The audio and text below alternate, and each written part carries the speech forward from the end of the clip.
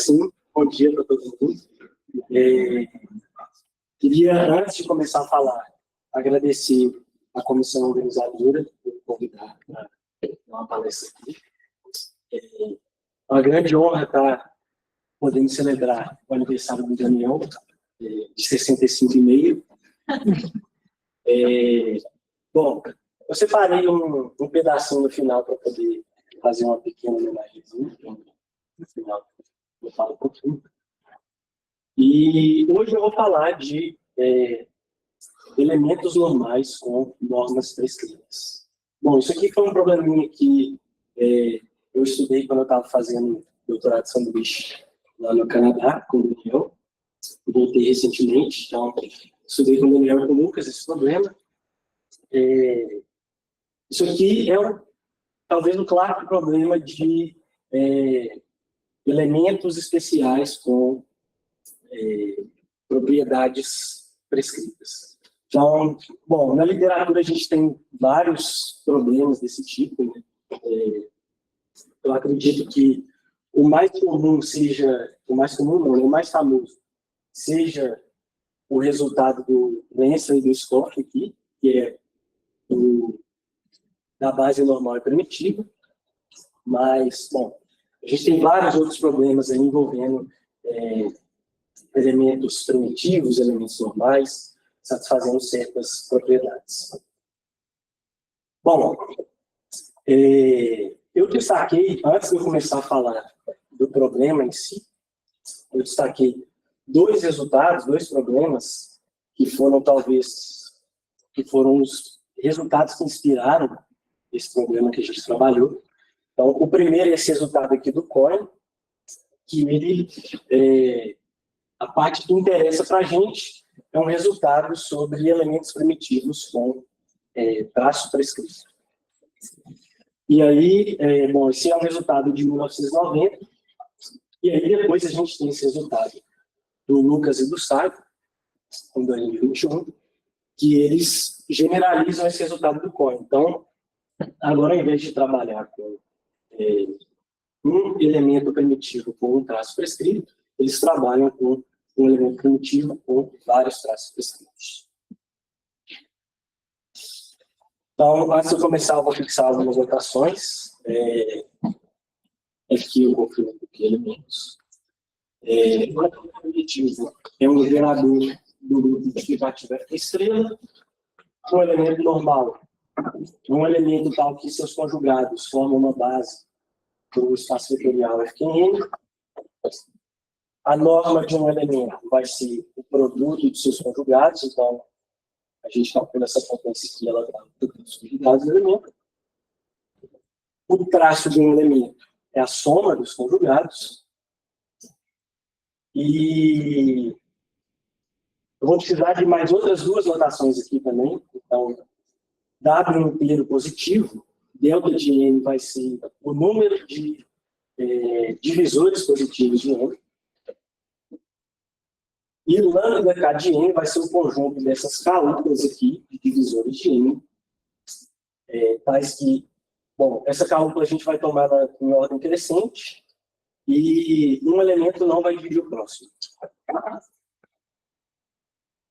Bom, o primeiro resultado de interesse é o resultado do Cohen.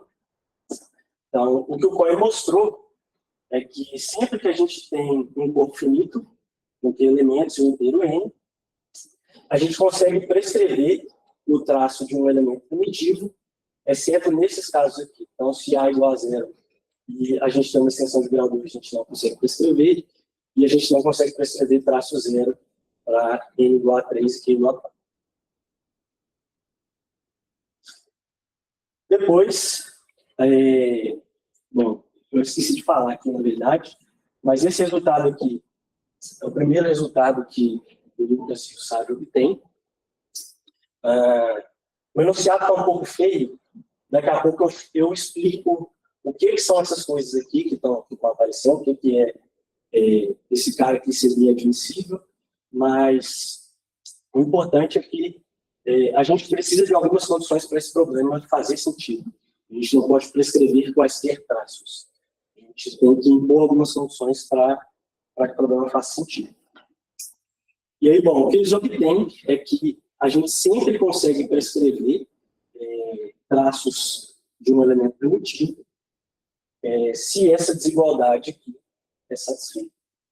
Aí, bom, quem são esses caras aqui nessa desigualdade?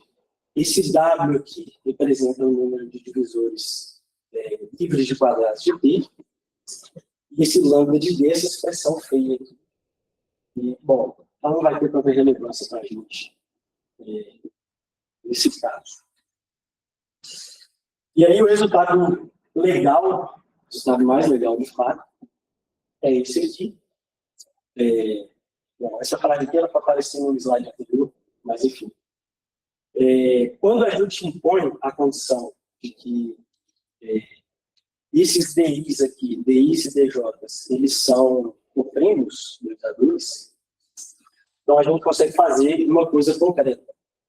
Então, de novo, quando a gente está nas condições para o problema fazer sentido, a gente consegue prescrever traços em um elemento primitivo. Bom, primeiro, sempre que a gente está prescrevendo 3 ou mais traços, então, se a gente está tomando 3 ou mais extensões, a gente consegue prescrever. E no caso em que a gente está prescrevendo 2 extensões, a gente tem algumas condições aqui. No caso em que a menor extensão, o menor D aqui é 5, a gente consegue para Q maior ou igual que 5, e enfim. Nos outros casos, a gente tem um resultado assintôtico. Bom, aí o que a gente pensou em fazer? A gente tem esses 2 resultados, que tratam de elementos primitivos com traço prescrito, e agora a gente queria fazer um análogo aditivo multiplicativo. Então, ao invés de a gente olhar para o elemento primitivo, a gente vai olhar para o elemento normal, e ao invés de prescrever traço, agora a gente vai prescrever nó. Antes de eu falar o resultado que a gente obteve, bom, talvez a técnica para resolver esse tipo de problema já seja conhecida por muita gente, mas achei que seria interessante de comentar. Então, eu vou falar rapidamente qual que é a ideia para a gente mostrar um resultado desse tipo.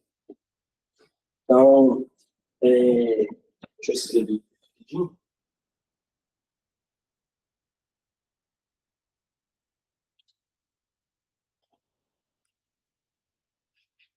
Em geral, nesse tipo de problema, a gente procura encontrar funções características.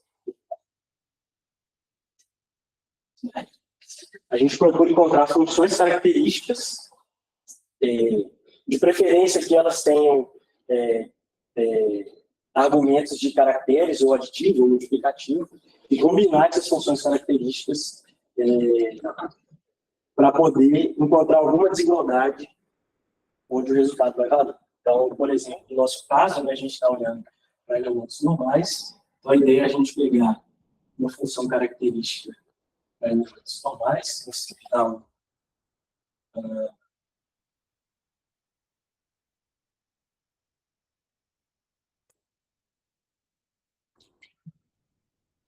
a gente consegue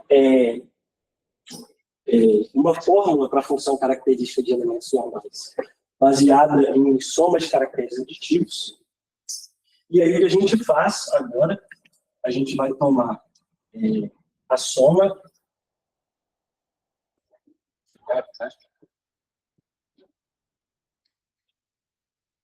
Então, para a gente poder calcular a quantidade de elementos normais no conjunto H, a gente soma essa função característica no conjunto H. E aí, o que a gente procura é quando isso aqui vai ser maior que 0. Aí, bom, aqui a gente tem o que a gente encontra, né? Essa função característica de elementos normais, a gente consegue uma fórmula para ela com base em caracteres aditivos. E, além disso, uma vez que a gente tem um conjunto H qualquer, que é a soma de um caractere aditivo não trivial, quer dizer, a soma dos caracteres aditivos não triviais ela é limitada por alguma emissão, então, a gente consegue essa desigualdade aqui. o importante dessa desigualdade aqui, né, é esse pedaço. Então, o resultado vai valer sempre que tamanho de H vezes essa função W de x a y vezes m é maior que isso. Então, a ideia para poder atacar o problema é isso, é encontrar quando que essa desigualdade aqui vai ser satisfeita. E aí, bom, os elementos que aparecem aqui, essa aqui, ela vai ser a função de Euler para polinômios, e essa W de f aqui, ela denota o número de divisores mônicos livres de quadrados do polinômio f. Aí, bom, uma vez que a gente usa a cota de Weyl, a gente consegue encontrar uma cota para caracteres aditivos sempre que a gente tem um cossete multiplicativo aqui de Fn estrela. Então, sempre que a gente tem um cossete, vale essa desigualdade aqui. A soma do caractere aditivo é menor ou igual do que a raiz de Q ainda. Aí o que a gente faz é tomar H para ser um conjunto dos elementos com uma norma prescrita. Então, esse conjunto vai formar um cossete, vale essa cota, e aí a gente aplica isso aqui. Primeiro resultado que a gente obtém, então esse aqui é o resultado análogo ao resultado do Cohen, é que a gente sempre consegue prescrever uma norma em elementos normais, exceto no caso que é igual a 3 e n igual a 2. Então, nesse caso aqui, a gente vai ter que todo elemento normal tem norma 1, mas fora isso, a gente sempre consegue prescrever norma. Só uns detalhes. Bom, só a desigualdade não é suficiente para poder resolver o problema. Então, a gente precisa usar um pouco mais de coisa. Então, o que acontece é que, uma vez que a gente olha para aquela desigualdade, a gente consegue reduzir para um conjunto finito de possíveis exceções do resultado. E aí, para essas exceções, agora a gente usa o SAGE. Então, o que a gente faz? A gente tem uma caracterização de elementos normais, então um elemento vai ser normal sempre que esse MDC aqui for igual a 1. E aí, a ideia agora a gente vai no SAGE, a gente calcula para todo elemento de Fn esse MDC aqui, para os elementos que o MDC dá 1. A gente coleta esses elementos e aí a gente checa se a gente tem todas as normas. Então, a gente calcula um resíduo de um certo polinômio para poder encontrar esse resultado. E, no fim das contas, a gente obtém o resultado anterior.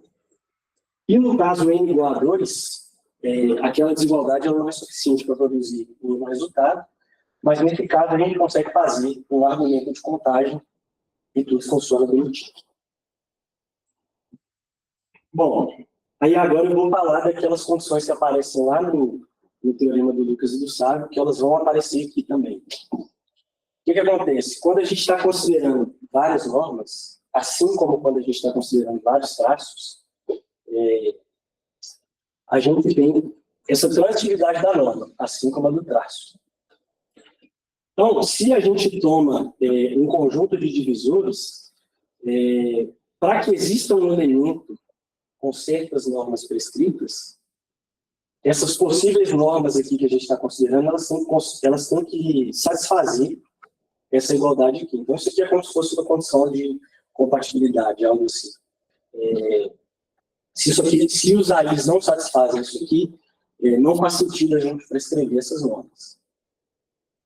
Então, sempre que a gente tiver uma caúba de normas satisfazendo essas igualdades aqui, a gente fala que essa caúba ali é admissível. Então, só voltando rapidinho lá no resultado do Lucas e do Sávio, essas coisas que aparecem aqui é exatamente isso. Então, a gente precisa dessas condições de compatibilidade para o resultado fazer sentido, para a gente poder descrever mais. Bom, aí a primeira coisa que a gente obtém, o primeiro resultado que a gente obtém é esse aqui. Então, usando o mesmo método para o caso de uma norma, a gente encontra que sempre vai existir um elemento normal com essas normas prescritas quando essa desigualdade aqui for satisfeita. Bom, o caso geral, né, o caso em que a gente só está tomando uma cálcula admissível, ele não é um caso muito legal, porque é um pouco difícil de trabalhar com essa expressão aqui.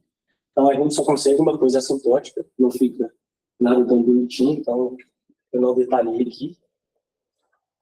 Mas aí a gente tem outras duas situações. A primeira é essa aqui. Então, se o MMC desses DIs for menor do que N, o resultado sempre vale. Então, a ideia nesse caso, né, é que a gente vai estar lá com as extensões.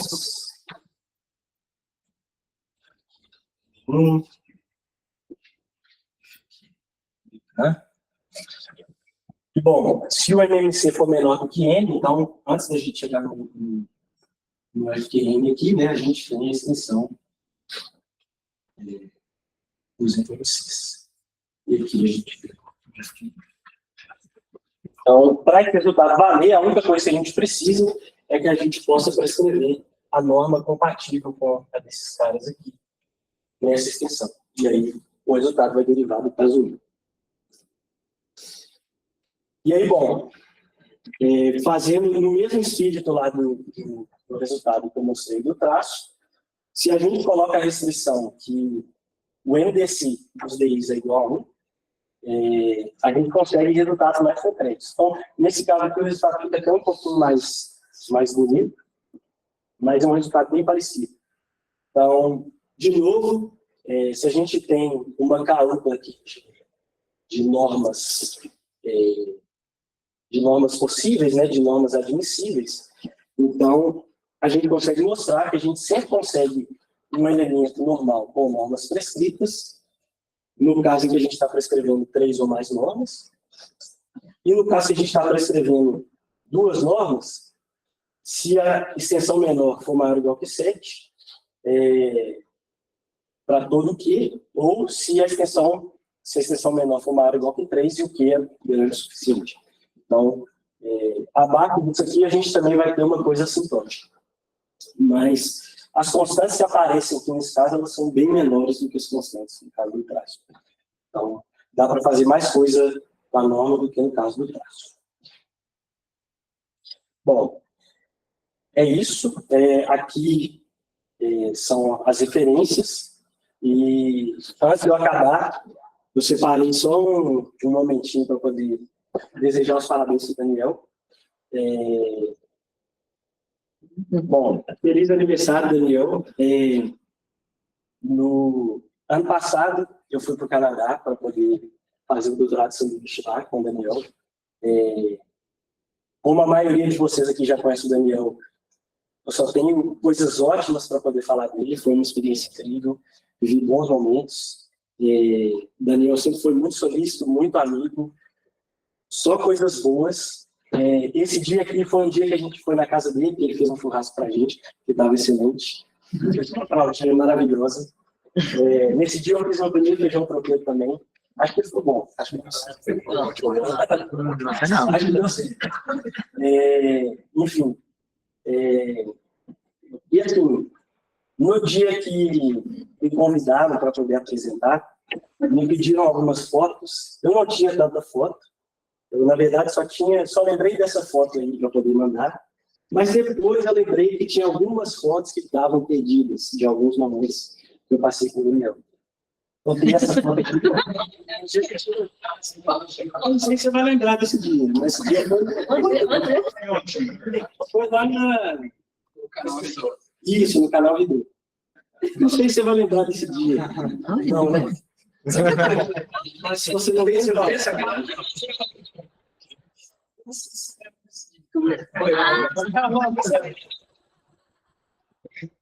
Com certeza que não é Photoshop. Eu já estava brava. É Photoshop. Eu acho que o uso do Cláudio deve lembrar.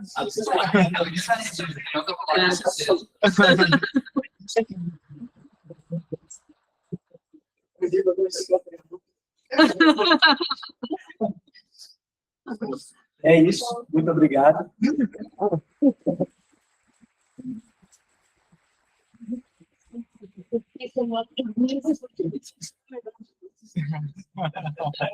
É como se ele não me lembro. Eu tenho boa memória. Agora é uma almoço.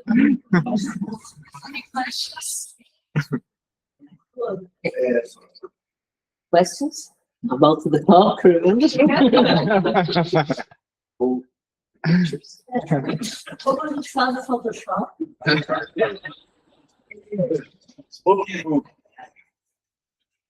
Nem sei como é que eu fiz isso aí, mas.